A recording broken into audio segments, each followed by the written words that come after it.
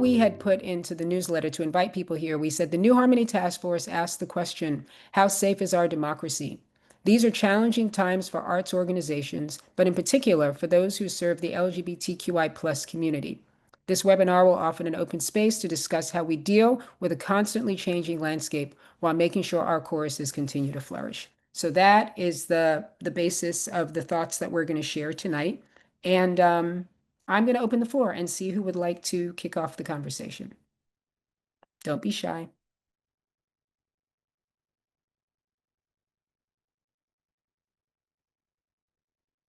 All right, do I have to pick somebody? I Really? have a quick question. Yes, Kate, go ahead. We have struggled with finding time for community building in addition to our rehearsal time. And so we're trying to institute a new family time at every rehearsal to talk about these issues, whatever issues come up. But I'm wondering how other courses build time for this kind of discussion and community building. Like, is it separate from rehearsal time? Is it incorporated in rehearsal time? All right, I'll answer first. I'll say with Lavender Light Gospel Choir in New York, that's my course. It's a combination of two things. So we try to do a groundbreaking exercise that starts off every rehearsal. We have put it to the section leaders to think every week of whatever that thing will be. A lot of them work for the Department of Education and they control small children. So they control us that way, giving us like clapping exercises and we have to move our body and stuff like that.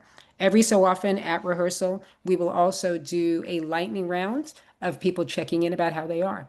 And so we call it roses or thorns. Roses is something amazing happened. Thorns are something that is difficult that's going on with you. And we will make sure that every single person in the group, there's 45 of us right now, speaks on that.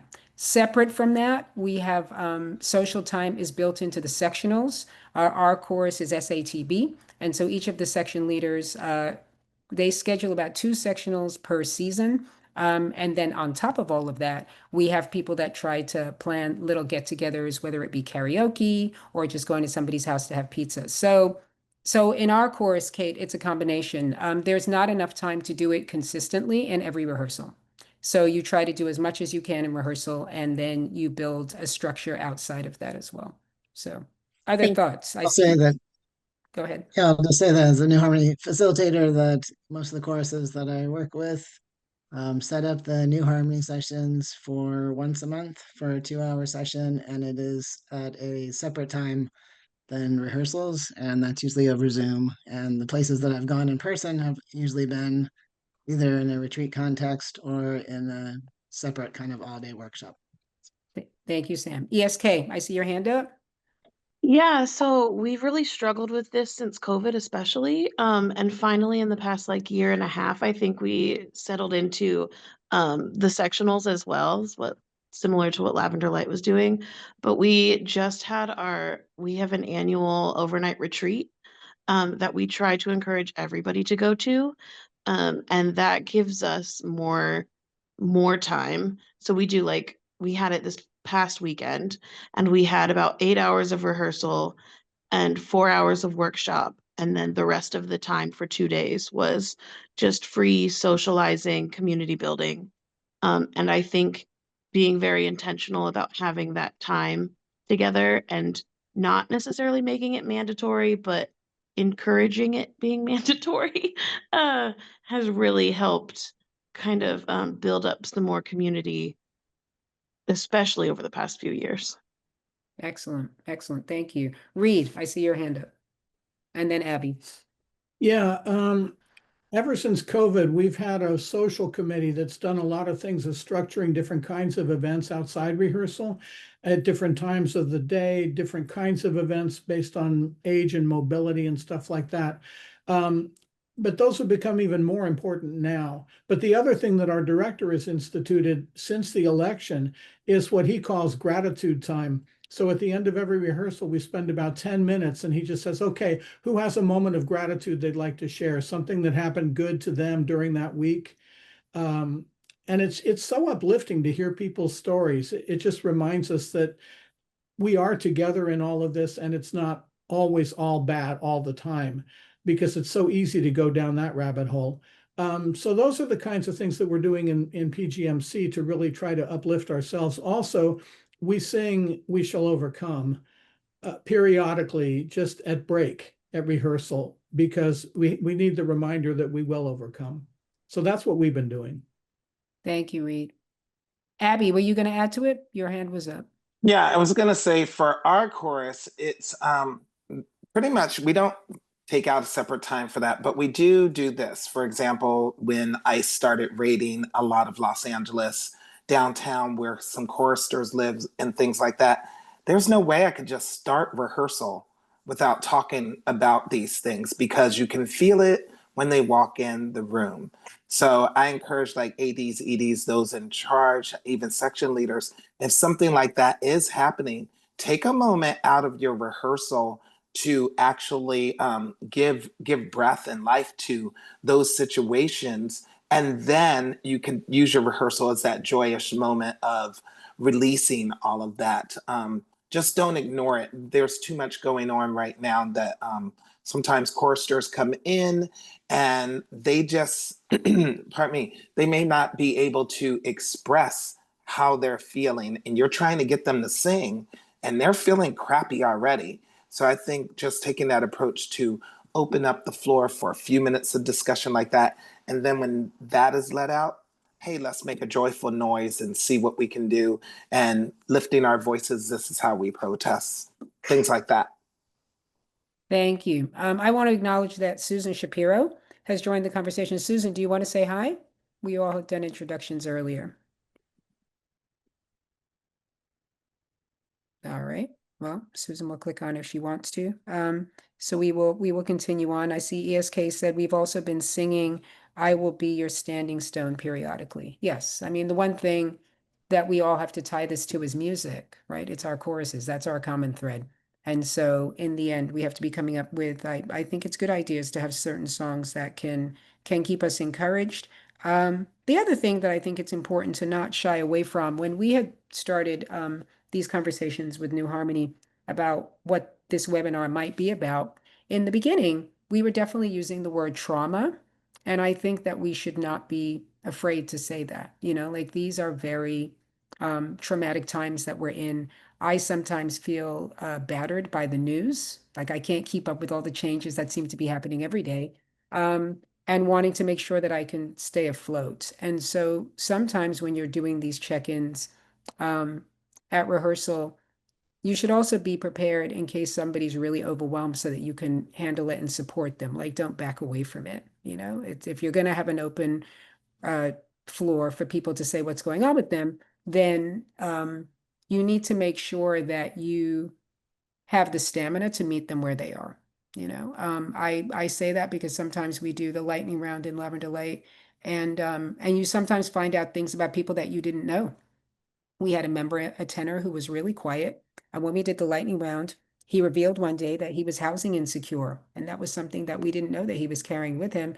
And so then we embraced that. We kind of brainstormed about things that he could do, but mainly we let him know that this was definitely his home, and he should always feel safe with us. So when you do these things, you also want to be preparing yourself to be able to support people fully, no matter what they say. You have no idea what they're going to say. So maybe, Kate, you can get some thoughts out of that on ways that you might handle that at rehearsal or outside of rehearsal. Yeah, that's great. It's very helpful to hear everyone's perspective and, know that there's a lot of directions we can go. So thank you. You're very welcome. George. I just wanted to share that we've been doing New Harmony now for about 2 years with Sam, and our chorus spans 30 years.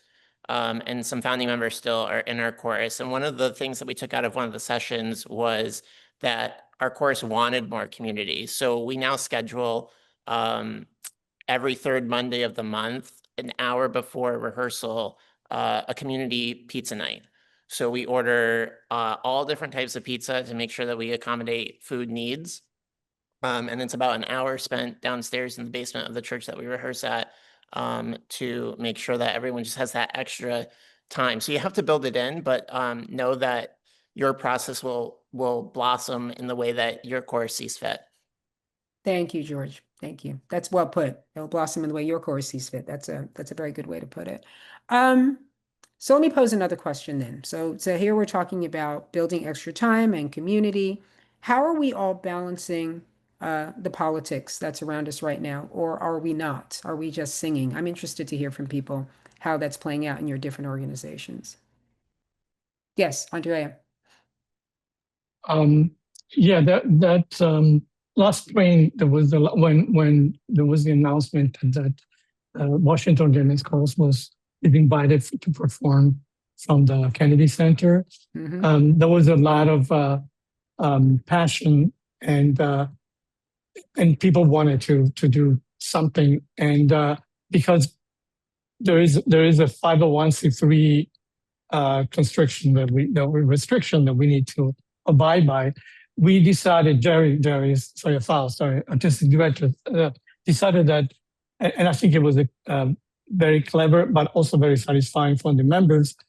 We did a sing out after we finished with our season, and we invited a lot of community. And actually, we were full we didn't know that was the first time, but that gave a lot of an outlet for the passion, the anger, because we could express our anger by singing, which is what we do, and we are planning to do more of that. So that was our path. Excellent, thank you. Other stories? Thank you, Andrea. Other stories of how you're all handling the politics, or not, or just singing. That's also an option. Reed. Yeah, being in Portland, there's consensus in pretty much the whole city that this is all terrible. So we do things like go to the No Kings protest as a group. We don't have any dissension in the group about doing that. There are people who feel like they can't for one reason or another, mostly mobility issues. But that's what we're doing, is we're doing things outside the singing circle that also tie us to our own community. And that's very powerful for us because it brings us all together and it gives us hope. Once again, it gives us hope that this will not last, because the energy in those No Kings protests was absolutely incredible. Thank you. One other thing I want to note that we had talked about at New Harmony, and John as executive director and I as president also talked about, is that when we're saying that with Gala we're a family and we embrace everybody, we should not also assume that everybody votes the same, right? So this is a thing. You have to be clear about that. Within our choruses, we do not all vote the same. And so part of the way that we're continuing to build community is to acknowledge that, right? And so that if we're not on the same page, we also have to have an outlet where we can have productive conversations. So we're together because we're the chorus, right? So there's the mission of the group, there's the music, the style of music that ties us all together. But the real work starts when we're not all aligned in every way. And sometimes we can make assumptions about that. And so I want to make that clear here, that New Harmony has talked about that. We don't make that assumption. I can speak for John as executive director saying he does not make that assumption. We are one big naughty family. You know what I mean? It's complicated, and we have different values and we have different political views. And so part of the work of being successful is honoring that and working it out as we need to. Anthony. I think the other thing that needs to be taken into consideration, Reed mentioned that some people are unable to, let's say, go to a No Kings protest because of mobility issues. But like in a very personal situation, I'm a public school teacher in, of all places, Florida.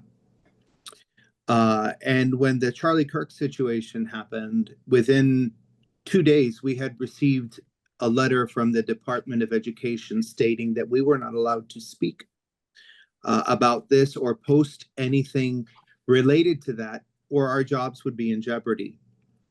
And so there are many times where people like myself would love to be able to go to No Kings protest or even Pride Festival, to which I have not been in 3 years, because I will not get caught on a float by Moms for Liberty or whomever, right? That people like me also find comfort and space and home, because I know that when we tend to join on the let's go get them, right? The people who cannot go get them feel out of place. And that's just, it's something that people need to keep in mind, because as an individual, it's been horribly frustrating for me to even be afraid to go to Pride. And so we need to be cognizant of that with our choruses. Thank you, Anthony. Christopher. For us in Chicago, you know, many of our members just feel significant anxiety as we navigate ICE being in our neighborhoods and taking our neighbors and siblings from across the city.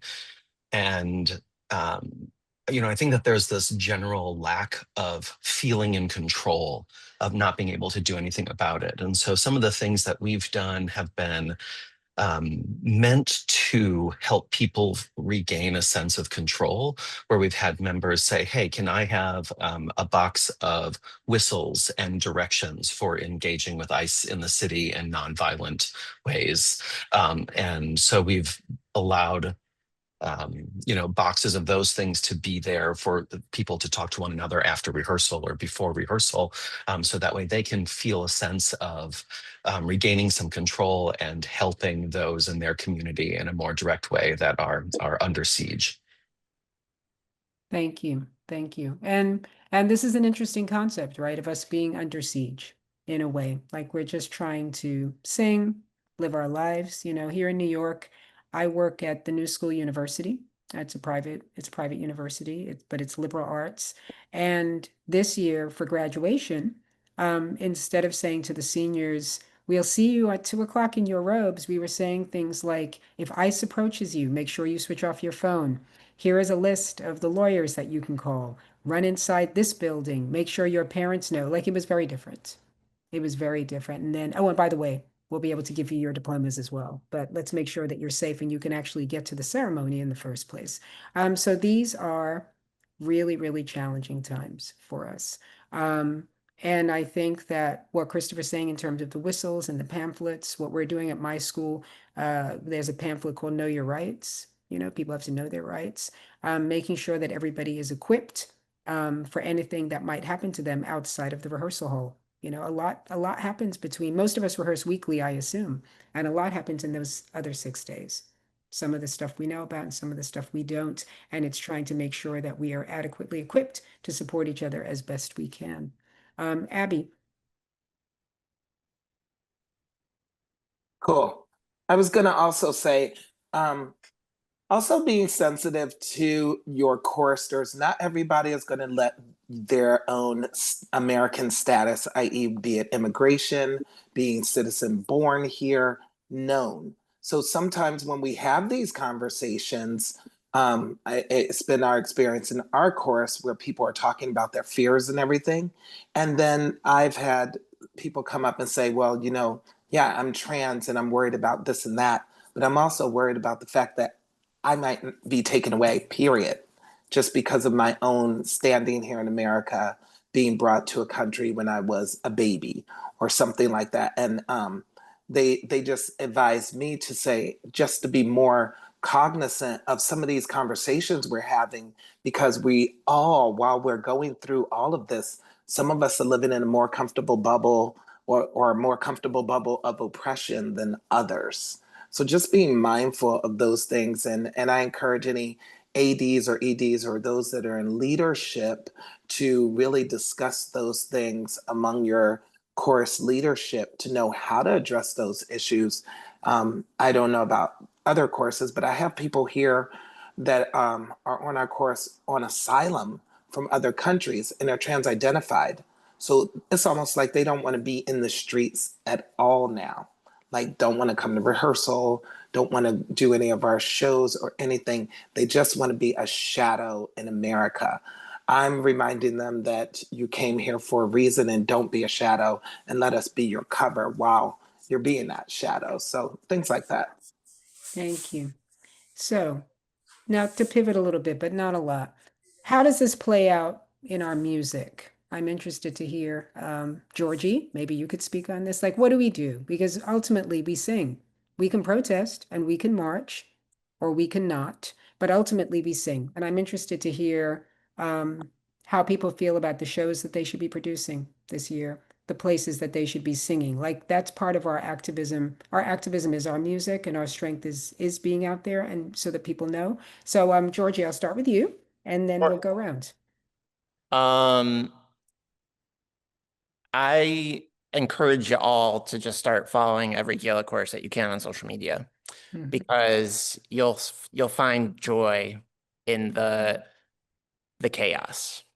Like I found joy this week following Lavender Light, and where they are highlighting one of their singers, who was doing a piece that is kind of spreading through the UU circles, whomever you are. And our artistic director brought it to us at the beginning of the cycle this season to make sure that we're creating that safe space, right? Where whomever you are, you're welcome here. So I think that's our first mission, is to make sure that those who are still in our choruses, but those who are coming to our choruses know that the door is, once you come through that door, you're safe here in this bubble. Outside, I think it's not only our job to speak about what's happening, but also to be the joy bringers, right? We can be, you can instill change by planting a seed and spreading that joy. So this upcoming cycle, we are doing our concert's called Queeracopia, Abundance in Harmony. And it's really just being grateful for what we're thankful for, and sharing that light. But then the next concert is kind of talking about queer representation, not just queer representation, but the history of America that isn't being told. So we've been really trying to hone in on selecting songs that lift up the stories that kind of get whitewashed in our history textbooks and in the news and in the media. And so making sure that we're lifting up Indigenous composers, trans composers, BIPOC composers, and really speaking the anthems of the queer movement, but also the whole American movement. America isn't just me, a cisgender white man. Indeed. Thank you, Georgie. And so everybody knows, I didn't prompt Georgie to follow Lavender Light this week. That just happened. Okay. But thanks. You all bring me so much joy, and I just, like, everyone should be following you. And did you all change your logo? I have meant to ask, but it looks fresh and new, and it looks great. It is fresh and new, and it's just I see Kate's hand and Christopher's and Abby's. But I will say that yes, we did refresh our logo. The chorus is 40 years old. I've been in the group for 35, and they approached me very gingerly about the logo. Like like 5 people came up to me and were like, "We think we should do this refresh." And I kind of dug my heels in a little bit, but I'm happy with where we've come out with it. It's a good place. So thank you for noticing that. Christopher Owen. We purposely programmed the entire season around what's been going on in Chicago and our country. We looked at like what is inclusive, because our real challenge is our country is divided, and we wanted to come up with a season concept of all of us, of looking at it takes every one of us to make a change in our world, and we make the greatest, we're the strongest voice when we are all together.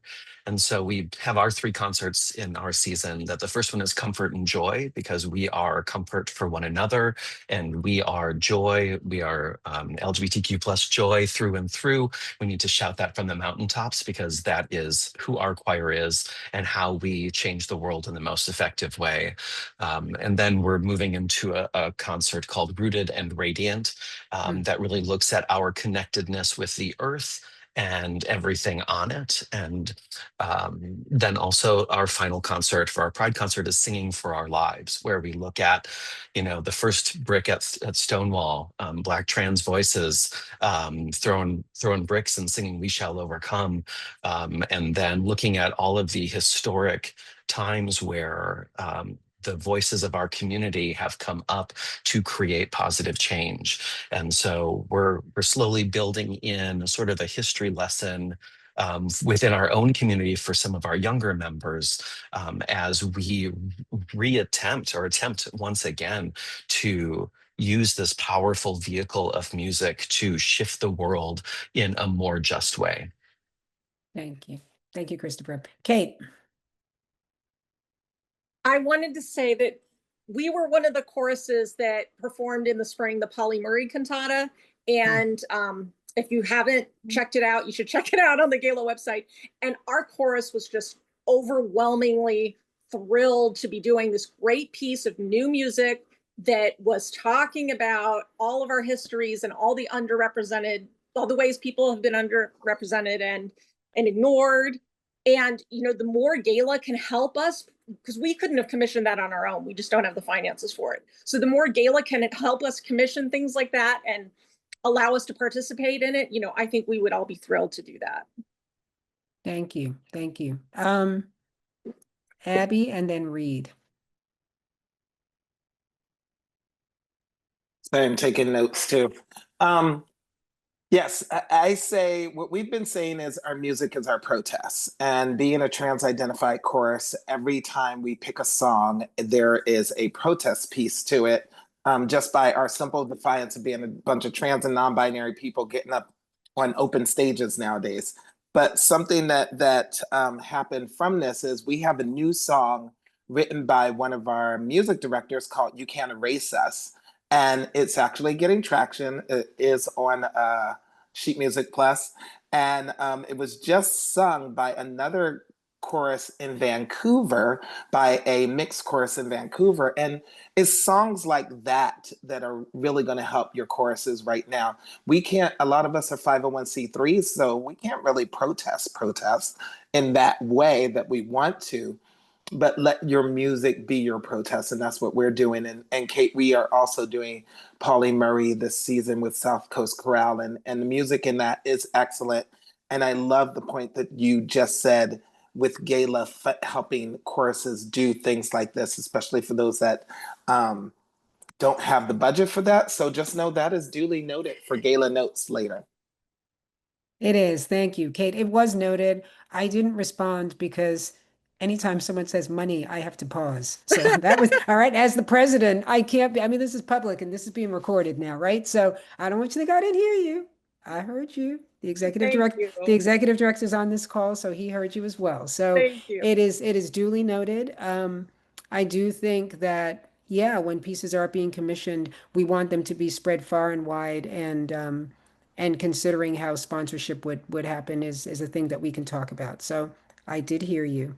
Ooh, that was such a politic answer, right? I'm not. I'm a good woman. I'm not full of it. Trust me. Okay. So we're going to go to Reed and then we're going to go to ESK. Thanks. Well, I'm not the artistic director of my chorus, but looking at the titles of the concerts and the music we're singing in December, it looks like we could have sung the same concert 5 years ago. And I think it kind of reflects the way Portland is. Like, we're just going, then we're not going to give in to you. So we're just going to do what we always do and bring in the audience and inspire them and help them feel the joy of the season and not let it be ruined. Or ruined isn't, that's not quite the right word, but we're not going to be hijacked is kind of our view. And again, I'm not the artistic director, so I'm not selecting the music. I'm just looking at the music that's on my iPad, and it looks like any other holiday concert we've ever sung. And I really appreciate that. But I also recognize I live in Portland. This is a bubble. It's an oasis city. It's a city with a lot of people who have taken refuge here, and for good reason. Yeah, that's all. Okay. Thank you, Reed. ESK. Yeah, so Muse has always been pretty political. Never candidate specific, but issue specific for sure. And we decided a few years ago that this was going to be our season to uplift and bring more joy and focus to Black and queer voices. So our concert this fall is focusing on joy and resilience through Black queer music and artists. And we've done so much work learning about, like, we start with Ma Rainey and like learn all about historical stuff. We've done Harlem Renaissance information, and it's just been really incredible to like do the work while celebrating the positives and the joy that exists and has always existed. And it's been really interesting because some of our concerts can be real downers. We get really into the issues. So to be able to be uplifting right now and topical is feeling really good for us. Thank you. Kate, your hand is still up. You wanted to say something else? Oh, her hand is down now. No, sorry, I didn't That's remember. okay. to think that. All right. Well, I just wanted to make sure. So now let's talk about the audiences, right? So we're talking about how most of us are feeling. As I've said, we also have to leave room to make sure that we know there may be people in our courses who don't feel as we do about everything, and we have to make room for that. But how are we communicating to our audiences? And I'll start with Lavender Light as an example, in that when the choir was first formed in '85, it was by people that had been rejected by their churches because they had found out that they were gay and they asked them to leave. So the focus was not political, right? It was really more about being able to access their faith. Then we went into a phase of, because we were Lavender Light, the Black and people of all colors, we wanted to make sure that everybody felt welcome. So that meant that we weren't overly religious in the 90s because we wanted to make sure that people did not feel shut out. So, right. So then that was kind of like the early 90s into 2000s. And then we evolved again. And a lot of what happens with the chorus is driven by the artistic director. The music that they want to teach, the views that they hold shape it. And now we are at a point where we have evolved, I think, fully. So we are extremely gay. We are extremely Black. We are far more political than we've ever been in our entire existence. But we also try to present our concerts in such a way to make sure that our longtime members of the audience do not feel shut out, do not feel that we have suddenly become somebody that they don't recognize. So we're kind of always trying to, in our shows, have videos. We talk about our evolution. We talk about ourselves as different members. We try to bring people along in the journey. And so far, we've done okay. How are the rest of you addressing keeping in touch with your audiences? It's one thing for you to be having the conversations in the group. As Reed said, Portland can be a bubble. You could be just talking to yourselves. But how are you reaching out to make sure that you're not leaving your longtime fans behind? So I'd like to hear thoughts on that.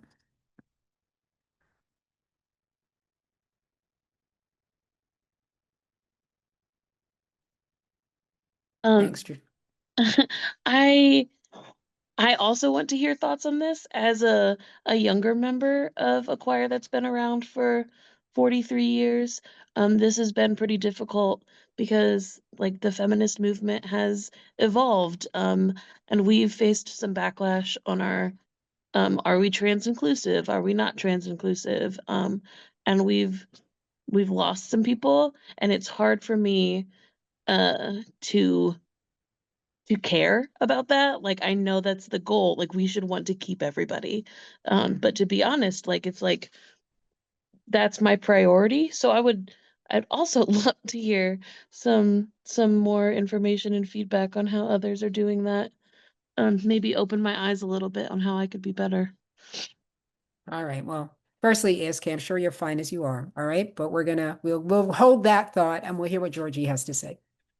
So if you're not doing it already, creating a post-cycle, not a post-cycle, but a post-concert survey that you can send out to your audience and ask lots of questions. So our member rep, part of our board, Fel, they do a really amazing job in creating like a 4-page survey that asks them what they enjoyed, what was their favorite song, and also having open feedback so that it's not just like multiple choice, like they can actually write something if they choose. And I got that from Heartland Men's Chorus at their session at last festival. So if you're not doing that, do that. But also our artistic planning committee does a lot of work preparing for the concert. So not only do we create a program for like advertising and things of that nature, but we also create a digital program to enhance the program.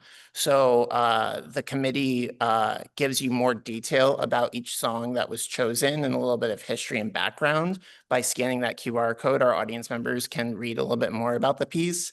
And then we are very thoughtful about maybe creating a narrative of a story that we want to tell within the concert and introducing some of the songs with a little bit more of why the song was chosen. So one song we're doing that we did a couple years ago is You Will Be Found from Dear Evan Hansen. And we spoke about, the Trevor Project and the rates of suicide among the LGBTQI community.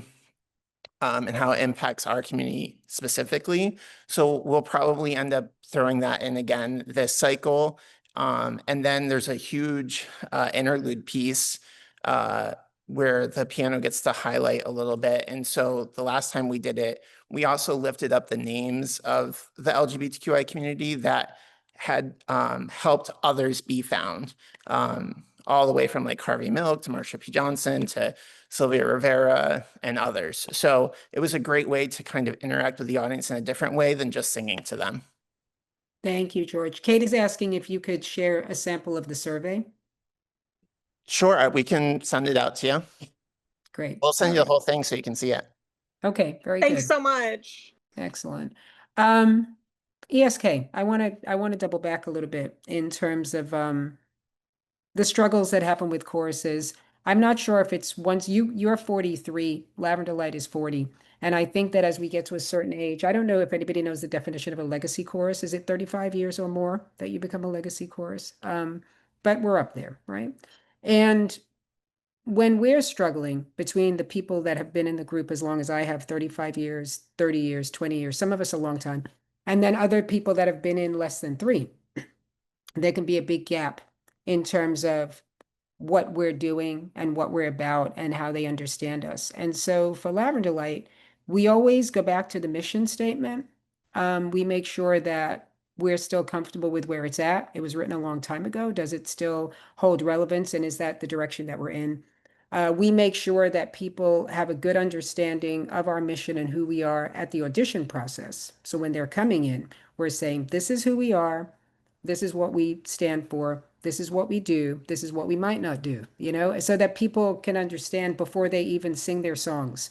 And then we usually take about 2 days to get back to people to let them know if they've gotten into the chorus or not. And as they leave, we say to them, spend 48 hours thinking about if this is something you really want to do, right? Be clear about where we're coming from and the work that we're trying to do.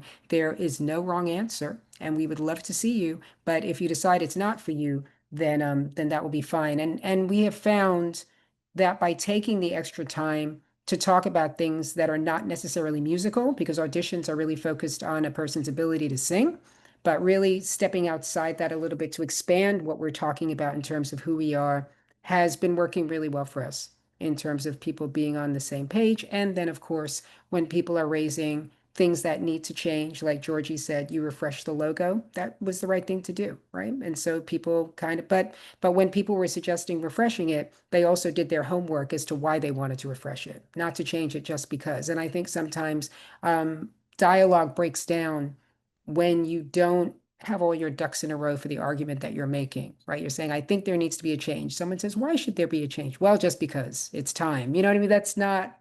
That doesn't really convince people, right? That's what needs to happen. So you really need to have your facts. You need to have a reason. You need to be able to prove that it's going to be able to move the organization forward. And once you've done all that, then people are usually more able to embrace the change. So I hope, ESK, that it gets easier for you guys in terms of moving forward. I know it's been work for Lavender Light, but we're making good progress with that. I thought somebody was going to speak, but then they didn't. Anthony, what do you do with your audiences and keeping people engaged? I mean, you're in the swamp and it's really, really treacherous there right now.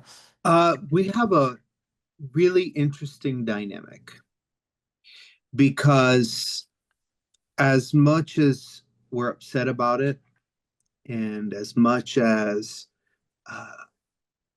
people will complain about it, we get a sense that they don't want to hear about it. That when they come to a concert, it's about letting go of what's on the other side of the door. So it's really like ticket sales reflect that too. You know what I mean? When there's a specific concert that's a little more dense, that gets that picks up a sense of this is a little more on the activist end, it's a harder sell for us.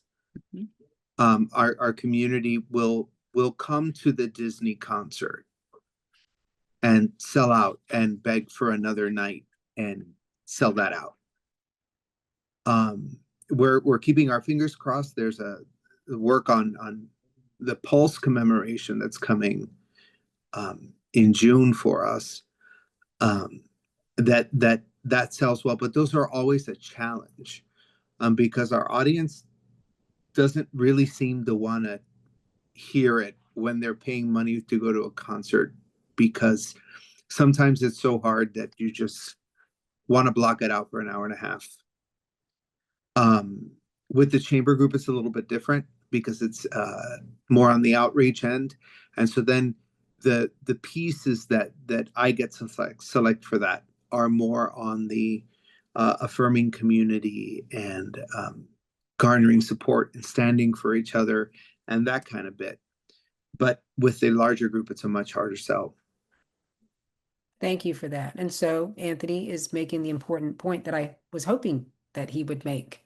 Sometimes people don't want to hear it. They're coming to see us to escape.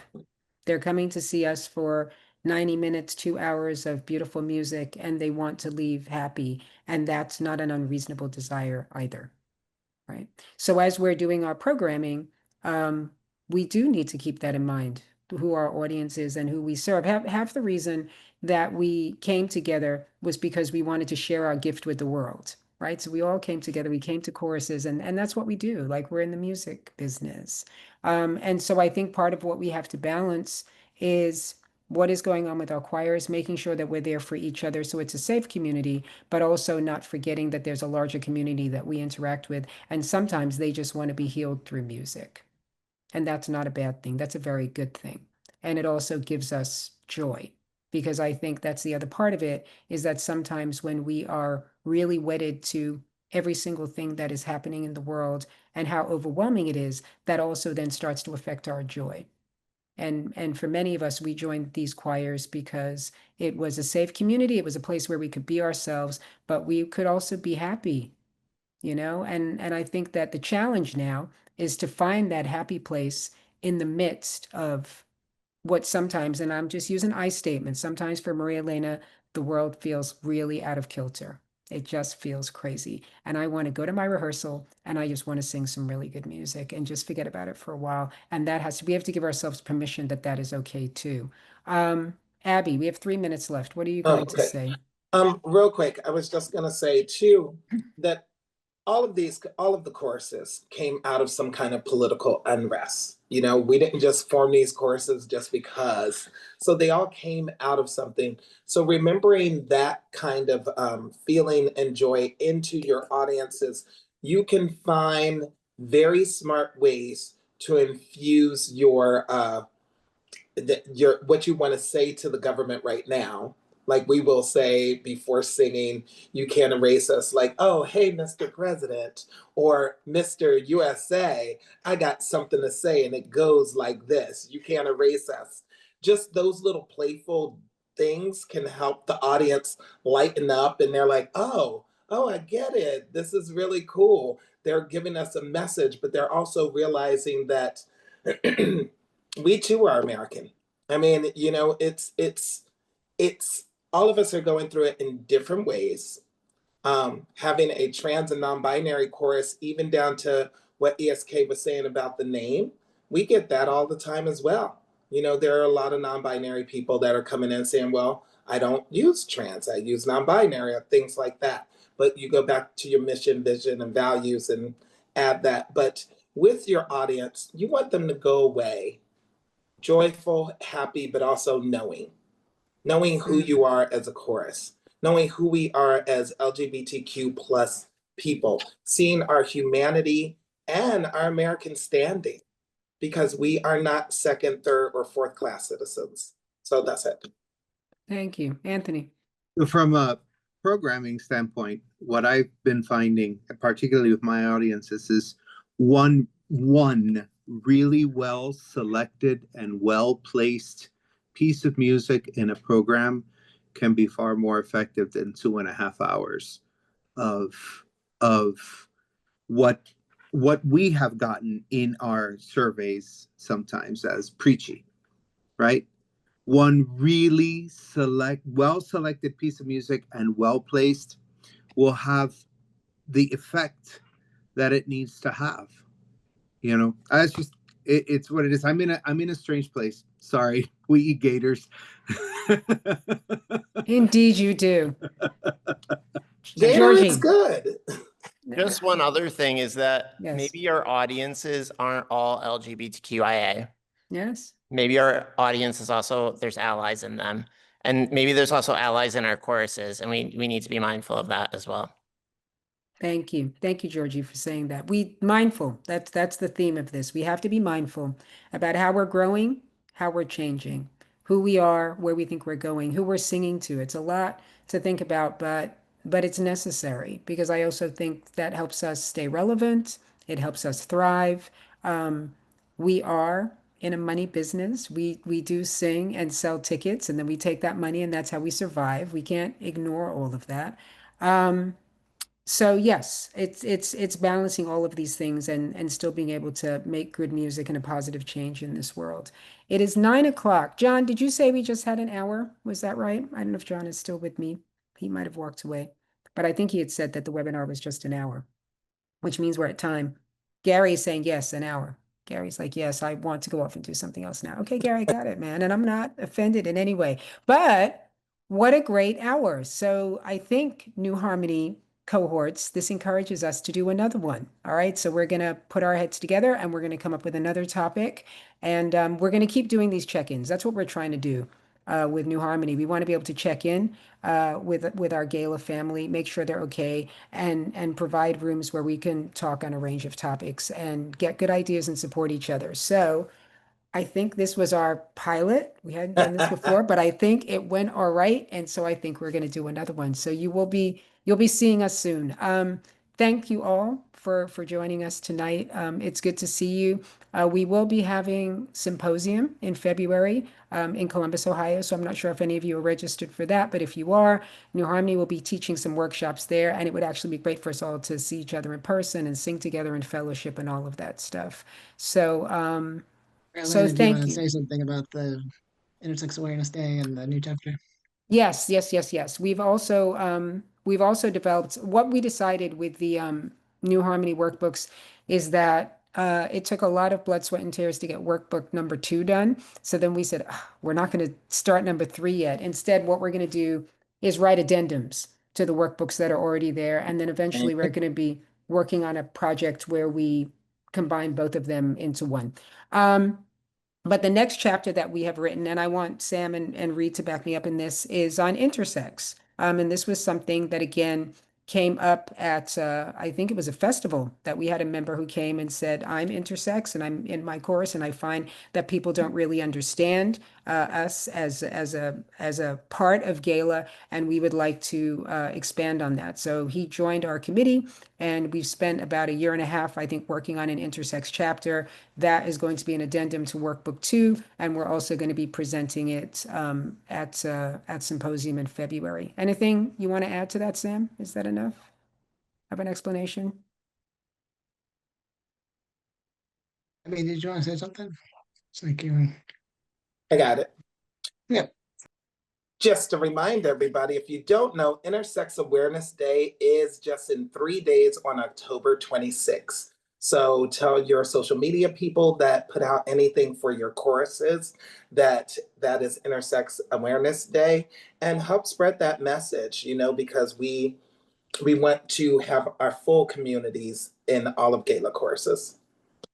And I'll talk with John too about if we're going to post it up on the website before we talk about it at festival, just so that people can have more of a background of what we're actually talking about. But that is the next thing.